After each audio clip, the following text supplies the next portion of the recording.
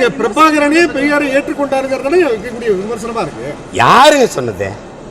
நான் நாட்டில் இருந்தவங்க.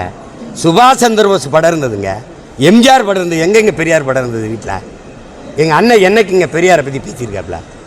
நீங்கள் இங்கே பாருங்கள், எங்கள் அண்ணனை சாகணும்னு நினச்சது, விடுதலை புலிகளை சாகடிக்கணும்னு நினச்ச திராவிடம்ங்க.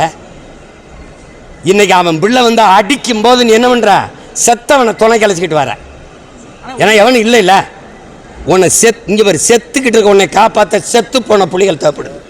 உங்களை போலவே பிரபாகரனை சந்திச்சவங்க எல்லாம் வந்து அவர் வந்து பெரியாரை ஏற்றுக்கிட்டாருன்னு சொன்னாங்க. திருமாவளவன் உலகமே ஏற்றுக்கணுங்க, நான் எதிர்க்கிறேங்க. போதுமா?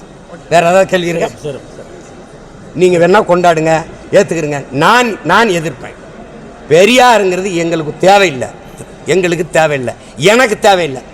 என்னை பின்பற்ற என் பிள்ளைகள் பெரியார் வேணும்னா வெளியேறி போயிட்டு இருக்கலாம். பெரியார், நாங்கள் பெரியாரை போற்றுகிறோம். எந்த வழியில் போற்றுவோம்? பெரியாரை போற்றுவோம். தமிழ் சமூகத்தை அறிவார்ந்த சமூகமாக மாற்றுவோம். இதுதான் எங்கள் கொள்கை முழக்கம். இந்த மண்ணிலே மூட நம்பிக்கையிலே, சாதிய இழிவிலே மூழ்கி கிடந்த இந்த மண்ணின் மக்களை தனது அறிவு புரட்சியின் மூலம் தட்டி எழுப்பி இன உணர்வோடும் மான உணர்வோடும் இந்த மக்களை எழுப்பிய பெருமகன் தான் தந்தை பெரியார். எங்கள் ஐயா பெரியாரின் கையில் இருந்த வளைந்த கைத்தடிதான் கால ஓட்டத்திலே ஈழ தேசத்திலே என்னுயிர் தலைவன் பிரபாகரன் கையிலே துப்பாக்கியாக நிமிர்ந்தது. என் அன்பு பெரியார் சிந்தித்ததையெல்லாம் செயல்படுத்திய தலைவர் பெருமக்களில் தமிழ்நாட்டிலே பெருந்தலைவர் காமராஜர் இருந்தார். ஆட்சி அதிகாரத்தில் இருந்த பெருமகன். ஈழ நிலத்திலே எங்கள் உயிர் தலைவன் பிரபாகரன் இருந்தார். பெரியார் ஒரு கருத்தியல் புரட்சியாளன், பெரியார் ஒரு கருத்து பெட்டகம் என்றால் களத்திலே அதை நிகழ்த்திய தலைவன் பிரபாகரன்.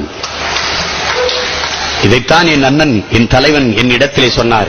பெரியாரின் சிந்தனைகளை படித்து வளர்ந்த பிள்ளைகள், பேரறிஞர் அண்ணா என்ற பெருமகனின் பேச்சை கேட்டு எழுத்தை படித்து வளர்ந்த பிள்ளைகள், தூர தேசத்திலே வாழ்ந்த நாங்கள் போராளிகளாக மாறி நிற்கிறோம்.